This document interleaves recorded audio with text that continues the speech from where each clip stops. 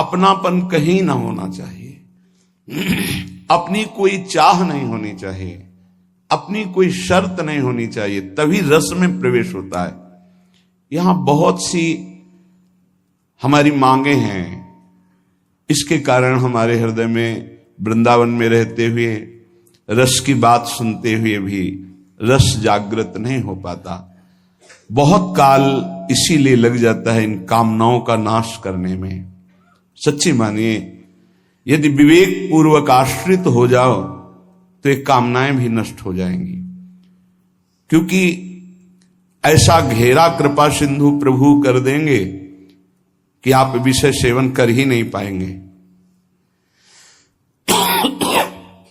जैसे छोटा बच्चा संसार की किसी वस्तु को चाहने लगता है तो मां उसको झटक देती है, उसको भय दिखाती, नहीं ये नहीं खाना, ये नहीं देखना। ऐसे मेरे प्रभु हैं। हम लोगों का स्वभाव उनके ज्ञान समुद्र के आगे छोटे बच्चे जैसा है। जैसे बच्चे खिलौनों में आकर्षित होते हैं, ऐसे माया के रचे हुए विविध खिलौनों में पूरा का पूरा जीवन बर्बाद कर देते हैं। कोई बड़े भाग्यशाली होते हैं जो इन खिलौनों से खेलना बंद करके रोना शुरू कर देते हैं कि अब मुझे खेल नहीं, अब मुझे अपनी मां की गोद चाहिए। वो बच्चा जैसे रोता है, ऐसे रुरुदु सुस्वरम राजन कृष्ण दर्शन लालसा। हमारा हृदय रोने लगे, मुझे प्रिया लाल चाहिए, मुझे भगवत प्राप्ति करनी है। ये बड़ी दुर्लभ बात है और ये रसिक संग से आ ही जाती, क्योंकि ऐसा घेरा होता है। मन विषयों को चाहता है, विषय मिलेंगे नहीं तो फिर लगता है अब इससे बचे कैसे। तो राधा वल्लभ श्री हरिवंश ये बचने का सिद्ध उपाय है। राधा वल्लभ भजत भज भली भली सब होए। कोई भी चित्त वृत्ति आपको फंसा नहीं पाएगी, सब भला होगा।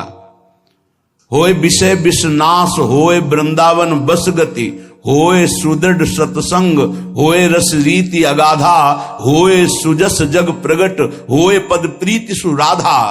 राधा वल्लभ राधा वल्लभ राधा वल्लभ ये स्वयं जपो और जिनके मुख से निकलता है उनकी चरणों में प्रणाम करो, उनकी चरण धूलि माथे पे धारण करो।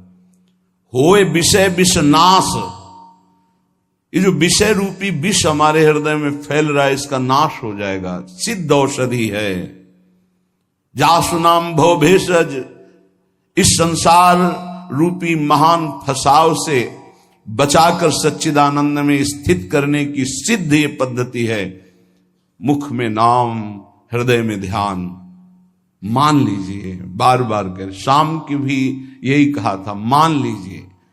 होए विषय विषनाश, होए वृंदावन बस गति, होए सुदृढ़ सत्संग, होए रस रीति अगाधा, होए सुजस जग प्रगट, होए पद प्रीति सुराधा। सब कुछ इसी से प्राप्त हो जाएगा। श्रीपाद प्रबोधानंद जी महाराज कह रहे हैं, यदि आपको रसिकों का संग मिल गया है, वृंदावन वास मिल गया है, तो दोष दर्शन मत करना। क्यों? यहां अगर हमें दोष दिखाई दे रहा तभी तो हम दोष दर्शन करते हैं। तो कह रहे हैं, वृंदावनस्थेष्वप्येत्र दोषा नारोपयन्ति स्थिर जंगमेषु आनंदमूर्ति स्वपराधीनस ते श्री राधिका माधवयो कथम स्युः। जो श्री जी की कृपा से वृंदावन आया, वृंदावन धाम में भले 1-2 दिन ही वास किया, उसको चाहिए कि अपनी दृष्टि बचावे, या जो अखंड वृंदावन वास कर रहा है, किसी भी प्राणी में दोष दर्शन यहां मत करना, क्योंकि सब राधा कृपा कटाक्ष से पूरित हैं। ये अभी उनमें दोष दिखाई दे रहा है, लेकिन वो दोषी नहीं होंगे, वो प्रियालाल को प्राप्त होंगे। आप ये विचार कीजिए कि प्रियालाल की कृपा से इनको वृंदावन वास मिला है, इनकी किसी साधना से नहीं मिला है। तो हो सकता है इनमें कोई असाधन हो, इनमें कोई त्रुटि हो, इनका स्वभाव कुछ बिगड़ रहा हो, पर महारानी जी ने पास कर दिया, इन्हें अपने महल में रख दिया, तो हम इन्हें प्रणाम करते हैं। हम इनके दोष दर्शन नहीं करेंगे। बोले यदि दोष दर्शन किया तो बोले दोष दर्शन यदि किया वृंदावन वासियों के प्रति, वैष्णवों के प्रति, तो राधा माधव कभी आप पर प्रसन्न नहीं हो सकते। फिर जीवन का लाभ क्या रहा? श्री राधिका माधवयो कथम शिव, वो आपसे कैसे प्रसन्न हो सकते हैं? उनके द्वारा स्वीकार किए हुए नीच जनों पर आप दोष दर्शन करें। नहीं, दोषी हैं तो कहते रहे कि हो सकता है उसमें दोष हो, पर वो रहेगा नहीं, उसका दोष नष्ट हो जाएगा, क्योंकि प्रियालाल ने स्वीकार किया है। इसीलिए गीता में श्री भगवान जी ने कहा है, अपिचेत सुदुराचारो भजते माम अनन्य भाग साधुर समंतव्य सम्यक व्यवसिता हिसा। वो सांगोपांग दुराचार पापाचार करता रहा है, उसके मन में एक बात आ गई कि मैं बहुत पापी हूं, सत्संग सुनकर या जैसे भी, मेरा उद्धार तो सिर्फ भगवान की करुणा से हो सकता है, और उसने अंदर से भगवान का आश्रय ले लिया। अब उसे तुम पापी नहीं कह सकते हो। भगवान कह रहे हैं साधुरेव समंतव्या, अब उसे साधु मानो। साधु को साधु मानने के लिए कभी आज्ञा नहीं दी गई। वो साधु नहीं है, वो पाप आचरण करने वाला पापी रहा है, दुराचारी रहा है, पर उसने भगवान का आश्रय ले लिया है। अब भगवान कह रहे हैं करो सद्य ते साधु समानम, मैं साधु बनाऊंगा। अब वो साम दाम और दंड भेद से सीधे रास्ते लाऊं, नकली से बनाऊं असली, भगत मेरे मुकुटमणि। भगवान की विशुद्ध कृपा होती है। ये अनंत जन्मों के ऐसे दुर्वासनाएं परत की परत छुपी हुई कि साधन भजन करते हुए भी वो निकलती रहती हैं। अगर जरा संग हो जाए अंदर की वासना का, तो हमको कहीं न कहीं आसक्त कर देती है। बड़े कृपालु हैं, वो हमारी चूक को ना देख करके वो करुणा करते हैं और हमें आगे बढ़ाते हैं। श्रीपाद कह रहे हैं यदि आप ऐसा करेंगे तो राधा माधव आप पर कभी प्रसन्न नहीं होंगे। दोष दर्शन की आगे के श्लोक में निंदा की बात कर रहे हैं। ये वृंदावनवासी निंदन रता, ये वान वृंदावनम श्लाघन्ते तुलयन्ति, ये चकुधियो केनापि वृंदावनम, ये वृंदावनमत्र नित्य सुख चिद रूपम सहन्ते नवा, तै पापिष्ठ नराधमैर्भवतु स्वप्नेपि में संगति। जो वृंदावन वासी हैं, जिन्होंने आजीवन वृंदावन वास का नियम ले लिया है, यदि कोई उनकी निंदा कर दे, श्रीपाद कहते हैं कि पापिष्ठो नराधमई, सारे पुण्य उसके नष्ट हो जाएंगे। वो महापापी कि जो दुर्गति होती है उसको होगी। नराधमई, वो समस्त मनुष्यों में अधम गति को प्राप्त होगा।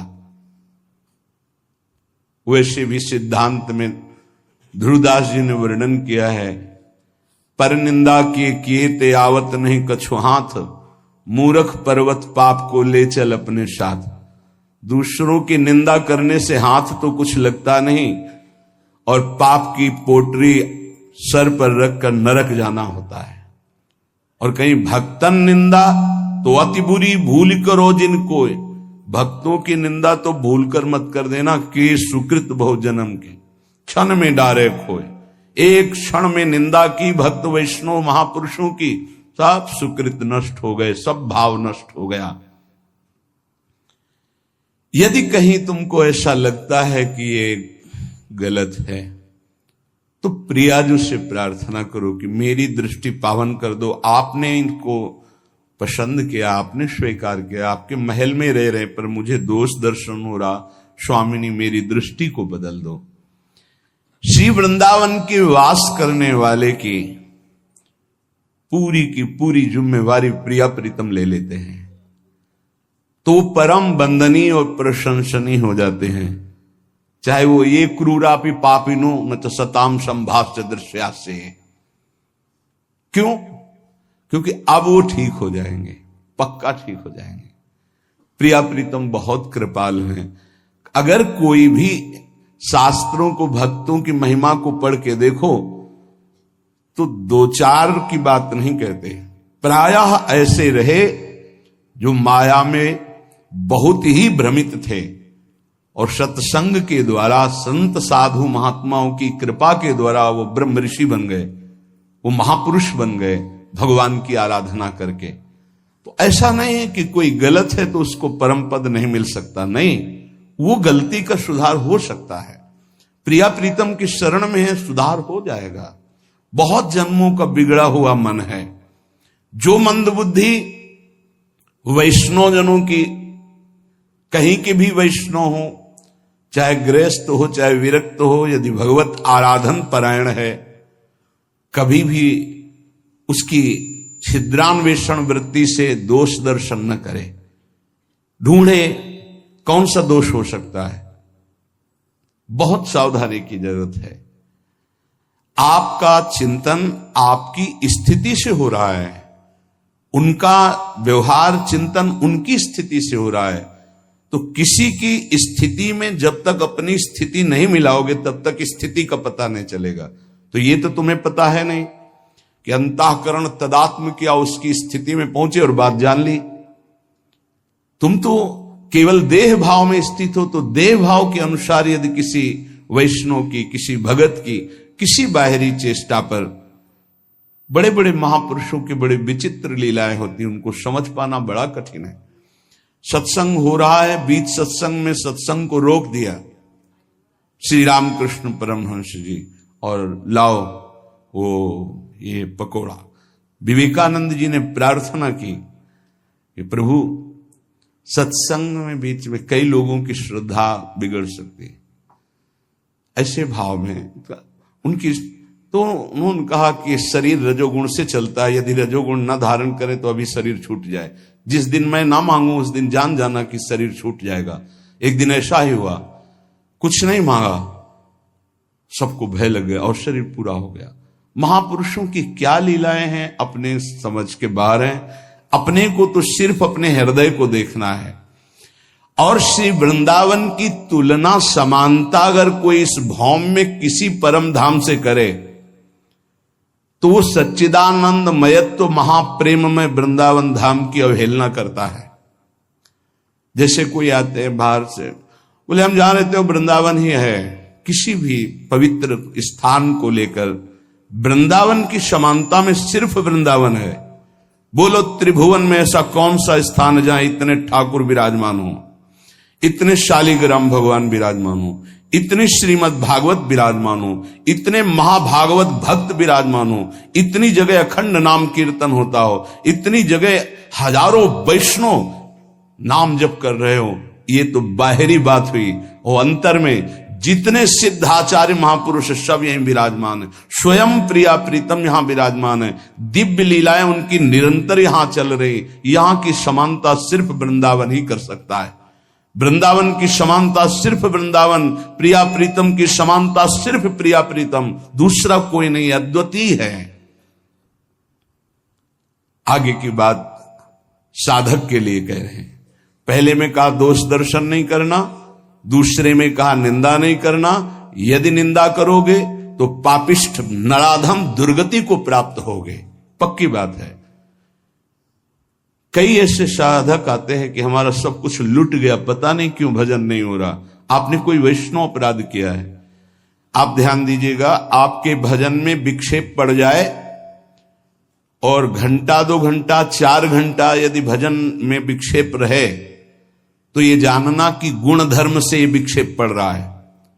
रजोगुण तमोगुण आ गया है इसलिए विक्षेप पड़ रहा है। इसमें कोई चिंता की बात नहीं। गुण धर्म का परिवर्तन होगा, फिर सही भजन होने लगेगा। कबहू तो थोरो भजन, कबहू होत विशाल, मन को धीरज छुटे नहीं, गायन दूजी चाल। दूसरा, यदि 2 दिन 3 दिन आपका भजन में रुचि नहीं लग रही तो जान लीजिए भोजन का दोष हो गया है। कोई ऐसा भोजन जो अधर्म की कमाई का है, वो आपको विक्षेप पहुंचा रहा है, वो 2-3 दिन में जलकर समाप्त हो जाएगा, क्योंकि आप भजन की चेष्टा कर रहे हैं, आपके अंदर पश्चाताप होगा, क्या बात है भजन क्यों नहीं हो रहा।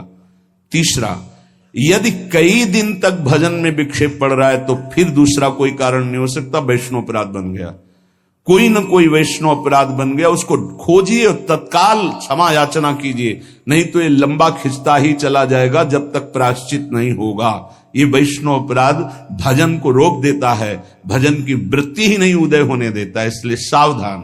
तीसरा, जो भजन में लगे हुए उपासक हैं, असह्य बहु दुर्वचो यदि वदन्ति साक्षात् स्त्रियम् बलादपहरन्ति चेत् प्रिय सुतादिकं घृणन्ति वा धनाद्यपि च जीवनं यदि हरन्ति वृंदावन स्थितास्तदपि ते प्रिया मम भवन्ति वन्द्याः सदा। ये निष्ठाएं कलयुग में नहीं हो सकती, जैसी श्रीपाद वर्णन कर रहे। यदि वृंदावनवासी हम हैं, प्रिया प्रीतम के उपासी हैं, कोई मेरे सामने मुझे गाली दे रहा है, मुझे बिल्कुल विचलित नहीं होना। ये यहां तक तो आगे जो वर्णन करें वो शायद ही कोई ऐसा असंभव इस समय वर्तमान में। जैसे रसिकानन्यमाल में कुछ महाभागवतों के चरित्र हैं, असंभव कि वैसा कोई कर ले। किसी के पुत्र को कोई मार दे और उसका चरणामृत उतारे। बड़ा आत्मनिष्ठ महापुरुषों का वर्णन है रसिकानन्यमाल में। यहां ऐसा ही कोई असह्य दुर्वचन गाली मुझे दे, मैं वृंदावन का आश्रय प्रिया प्रीतम कर लिया हूं, तो मेरा कर्तव्य है सह जाना। यद्यपि यह भी कठिन, पर यह सह सकते हैं। लेकिन आगे जो लिखा है कैसे उसका वर्णन करें। मेरे सामने जबरदस्ती यदि मेरी अर्धांगिनी, मेरे पुत्र, मेरी संपत्ति, उसका अलग अलग भाव लिखा है। स्त्रियं बलाद अपहरन्ति प्रिय श्रुतादिकम घृणन्ति धनाद्यपि च जीवनम यदि हरन्ति वृंदावन स्थितास्तदपि ते प्रिया मम भवन्ति वन्द्या सदा। गजब की बात है, गजब की। ये कोई भगवान ही हृदय में आके बैठ जाए उस भक्त के, तो ये बात हो सकती है। यदि मेरे प्रियजनों का, इसमें तो घृणन थे, अंग भंग कर देना, मारना पीटना, तो भी मैं जो प्रिया प्रीतम का उपासी है, वृंदावन का आश्रय लिए वैष्णव है, मैं हाथ नहीं उठाऊंगा, मैं दुर्वचन नहीं बोलूंगा। धन, पत्नी, पुत्र आदि के साथ अभद्र व्यवहार कर रहा है, मैं उस पर हाथ नहीं उठाऊंगा, मैं उसको दंड नहीं दूंगा, मैं दुर्वचन नहीं करूंगा। तो क्या ये मेरे प्रियाजू का जन है, ये वृंदावन का आश्रित है। ते प्रिया मम भवन्ति वन्द्याः, मैं सर ही झुकाऊंगा, वंदना ही। ये बहुत कठिन बात है। नहीं, ये इतनी बड़ी स्थिति ऐसा रसिकानन्यमाल में कई भक्तों के चरित्रों में पाया गया है। गजब की निष्ठा। ये निष्ठा तो केवल नाथ सकल संपदा तुम्हारी, मैं सेवक समेत सुतनारी, पूरी दृढ़ निष्ठा। श्रीपाद कह रहे हैं कि ऐसे को श्यामा श्याम की प्राप्ति के लिए कोई अन्य उपाय करने की जरूरत नहीं, स्वयं श्यामा श्याम वर्ण कर लेते हैं। मेरे संबंध से, मेरे धाम के संबंध से तुमने क्षमा किया, तो हम तुम्हारे सारे अपराधों को क्षमा करते हैं और स्वीकार करते हैं। परस्वस्तेयैक व्यसनमपि नित्यं परवधू प्रसक्तं विश्वेशामः बहुधा हिंसकमपि दुराचारम लोभाद्युन्पहतमपि भ्रात तरुणम दिवांधस्तम वृंदावन गत जन्म नाम गणे। श्रीपाद ये वृंदावन में महिमामृत पूर्ण होने जा रहा है, बड़ी जोर की बात कर रहे हैं। ये बहुत ऊंची कोटि की निष्ठाएं हैं। देखो बहुत सावधान रहना, महापुरुषों की आखिरी बातों को समझ पाने के लिए बहुत उत्तम स्थिति होनी चाहिए। बहुत विचित्र बात है।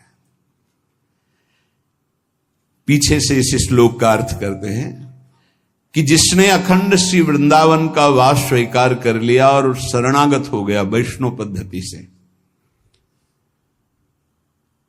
वो अभी उगता हुआ सूर्य है, अभी प्रकाश नहीं हुआ, बस उगने वाला है।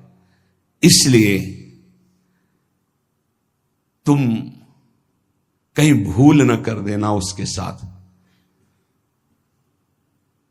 अगर वो तुम्हें दिखाई दे रहा है कि कुछ अपहरण कर रहा है आपका, इसमें तो बहुत विचित्र ढंग से वर्णन किया है। वो सबकी क्षमता नहीं, इसलिए उसकी व्याख्या नहीं करते हैं। क्योंकि अगर बुद्धि उस स्थिति में नहीं है तो लगेगा महापुरुष ऐसा क्यों बोल रहे हैं। क्योंकि साधारण धर्म का पालन करने वाला भागवत धर्म को नहीं जानता, और भागवत धर्म में स्थित प्रेम धर्म को नहीं, और जो प्रेम धर्म में स्थित है वो साधारण धर्म को भी जानता है, भागवत धर्म को भी जानता है, प्रेम धर्म को भी जानता है। ये प्रेम धर्म में स्थित महापुरुष हैं जो पूर्ण भगवद आश्रित है। ऐसे ही महापुरुषों ने भगवान को दिखा दिया है कि ये जीवन आपका है, ये जीवन आपका है। आरा चलवा दिया भगवान ने तो आह नहीं निकली। ये 22 बाजारों में मार कोड़े खाल खींच ली गई, हरि बोल के सिवा एक शब्द नहीं निकला। ये उच्च कोटि के कारक महापुरुष हैं। अपने लोग सुनकर भयभीत हो जाएंगे कि ऐसी क्या, बहुत इसका कैसे अर्थ करें। इसकी स्थिति तो दिव्य महापुरुषों की जब तक स्थिति नहीं होगी तब तक इन शब्दों को नहीं समझ पाओगे जो इसमें। उदित बाल सूर्य समस्त अंधकार का जैसे नाश कर देता है, ऐसे प्रिया प्रीतम की शरणागति में है, वृंदावन वासी है। अब उदय होने वाला है उसके ऊपर ज्ञान प्रकाश, प्रेम प्रकाश। अब उसको आप निंदनीय मत समझिए, किसी समय कृपा हो जाएगी और वो महापुरुषों की वंदनीय स्थिति को प्राप्त हो जाएगा, क्योंकि श्यामा श्याम का है। जैसे बहुत रफ्तार से गाड़ी चल रही है, उसको एकदम ब्रेक मारो तो भी घसीट ही जाएगी। ऐसे ही शरणागति का कुछ होता है। बहुत जन्मों से रफ्तार से गाड़ी भोगों में चल रही है, ब्रेक मारते मारते वो फिसल ही जाता है। जैसे एक बहुत 100-200 वर्ष का पुराना वृक्ष आंधी से जड़ से उखड़ जाए तो महीनों हरा भरा दूर से दिखाई देता है, यद्यपि उसकी जड़ खत्म हो गई। ऐसे शरणागत श्यामा श्याम का हुआ तो यद्यपि संसार बंधन खत्म हो चुका है, पर काफी दिन तक आपको दिखाई दे सकता है कि ये संसारी है, इसमें कुछ लक्षण संसारी है। वो तुम्हारा सर्वस्व अपहरण करने वाला हो, अब आगे तो कितनी बड़ी बात है, बहुत बड़ी बातें लिख रहे हैं महापुरुष हैं। नित्यम परवधु प्रशक्तम विशेषा महाबहुधा हिंसक मपि दुराचारम लोभाद्युन पहत मपि भ्रात तरुणम। पर वृंदावन गत जन्म नवागणे। मैं नमन करता हूं, उनकी गणना हम दुराचारियों में नहीं करेंगे, क्योंकि प्रिया प्रीतम की शरण में हो गए, ये परम पद के अधिकारी होंगे। आंतरिक बात कि हमें यह देखना है कि ये प्रभु के जन हो चुके हैं, आज नहीं तो कल इनका सुधार निश्चित हो जाएगा। इसमें दो बातें हैं। एक है जो हमारे हृदय की अनंत वासनाएं हैं, प्रभु के द्वारा ही उनका सर्वनाश होगा। कोई चाहे जितनी बढ़कर बात करे, अपने बल से निर्विकार पूर्ण रूप से हो ही नहीं सकता। ये तो कृपा से होता है। अब कृपा हो गई, कहां भोगों में फंसा जीव संसार का, प्रभु की शरण में आया। फिर प्रभु की शरण में आकर के उस शरणागति को नहीं जान पा रहा है, लेकिन उसकी वासनाएं वैसे ही प्रबल है। पर उस शरणागति जिनकी हुई वो जान रहे हैं कि मेरे आश्रित हुआ है, मेरी माया प्रबल है। वो चूक ना देख करके अपनी करुणा से उसका परम मंगल कर देते हैं। ये अब इसी भाव को समझ करके ध्रुवदास जी लिख रहे हैं, अवगुण करे समुद्र सम गनत नापनो जान, राई के संभजन को मानत मेरु समान। इसका मतलब ये नहीं कि कोई स्वतंत्र रूप से ऐसे वासनाओं में नहीं, वो हरि का जन है, वो जलाकर राख कर देंगे हृदय को। उसको त्राहिमाम बोलना पड़ेगा और सही मार्ग में चलना पड़ेगा, पक्का। ये हृदय की बात कहते हैं। हमारा हृदय या आपका हृदय सब मायाकृत है। अगर माया से मुक्त हो रहा है तो केवल उनकी कृपा से हो रहा है, नहीं किसी की कोई बस नहीं। शिव विरंचिका मोहई को है बपुरान, अस जिय जानि भजी मायापति भगवान। अगर उपासक बहुत पापाचरण किए हैं, अब उपासना में रत है, तो कुछ उसकी ऐसी बातें होती है जिनका सुधार होना होता है, क्योंकि वो सिद्ध पुरुष नहीं है। हमें चाहिए कि अगर हमें दोष दर्शन होता है तो हम नमन करते हैं, भगवान जिन्होंने आपको शरण में लिया वही आपको शुद्ध करेंगे, जो हमें शुद्ध कर रहे हैं वही आपको शुद्ध करेंगे। हम भगवान से प्रार्थना करें कि जो साधक में दोष है उसको ऊपर कृपा करके उठावें कि दोष उसे छू न पावे, और हम पर कृपा करें कि हम दोष दर्शन न कर पावें, और हम नाम जप करें। जब कोई नाम का आश्रय ले लेता है तो चाहे जितना उससे अपराध बन गया हो, हमारे शास्त्र कहते, ध्यान से सुनना, पापानलस्य दीप्तस्य मा कुर्वन्तु भयं नराः, गोविंद नाम मेघौघैर नश्यते नीरबिंदुभिः। इतना पाप किया कि पापाग्नि उसको भस्म कर देती, नष्ट कर देती है। पाप का ऐसा प्रभाव है, विध्वंस कर देता है, पूरे के पूरे साम्राज्य को नष्ट कर देता है। न उसका लौकिक रहने देता है, न पारलौकिक कुछ रहने देता, सब नष्ट कर देता है। ये पाप बड़ा भयावह है, जिसे लोग अज्ञान के कारण सुख समझकर भोगते हैं धर्म विरुद्ध, उसे पाप कहते हैं। धर्म का स्वरूप क्या है? जो शास्त्र कहता है कि करो उसे धर्म कहते हैं, जिसे कहता ना करो उसी को पाप कहते हैं। तो प्रायः जो भगवान का आश्रय नहीं लिए, सत्संग नहीं सुनते, नाम जप नहीं करते, तो पाप से नहीं बच सकते। जैसे लोग कहते हैं मैं भजन नहीं करता, अपना काम धंधा करता हूं, क्या भगवान की जरूरत है? तुम जान ही नहीं पाओगे, तुमसे अपराध बनते जाएंगे, पाप बनते जाएंगे, क्योंकि जो जानने वाली बुद्धि है वो नाम जप से प्रकाशित होती है। देहु कृपा करी बुद्धि प्रकाश, तो जस बरनो हरिवंश विलास। जब हम नाम जप करते हैं तो प्रभु कृपा करके हमारी बुद्धि में ज्ञान का प्रकाश देते, तब समझ में आता है कि हाय मेरे से कितने पाप हो गए, कितनी गलतियां हो गई, पर दीन बंधु पतित पावन प्रभु आपका ही भरोसा है। और नाम जप कर रहे तो बोले जो पापाग्नि उसे भस्म कर देती, उसके लोक परलोक सब जला देती। तो जहां कोई शुरू किया गोविंद गोविंद कृष्ण कृष्ण हरि हरि राम राम राधा राधा, तो बोले जैसे अग्नि प्रज्वलित होकर ज्वाला रूप धारण करने वाली थी पर मेघ बरस गए तो वहीं की वहीं शांत हो गई। ऐसे ही नाम जापक के सारे पाप जो अग्नि रूप उसे जलाने के लिए थे, नाम रूपी मेघ उसको तत्काल शांत कर देता है। वो उसे भस्म नहीं कर पाती और स्वयं शांत हो जाती, अर्थात पापों का सर्वनाश भगवान नाम से हो जाता है। पर धैर्य पूर्वक जपते रहो, चाहे जितनी विपत्ति आवे, नाम मत छोड़ना। तुमको ऐसे लोग भी कहने वाले मिलेंगे कि जब से तुमने भक्ति शुरू की, नाम जब शुरू किया, देखा तुम्हारा अमंगल हो गया। सच्ची मानिए, अनंत जन्मों के पापों का शमन हो रहा है, तुम्हारा मंगल नहीं हो सकता। कल एकांतिक में कहा था, जैसे भगवान की सामर्थ्य नहीं कि किसी का मंगल कर सके क्योंकि वो मंगल भवन है, ऐसे ही परम मंगल में भगवान का नाम, जिसकी जिह्वा पे नाम है तो नाम जपत मंगल दिश दशहु, दसों दिशाओं में उसका मंगल होगा।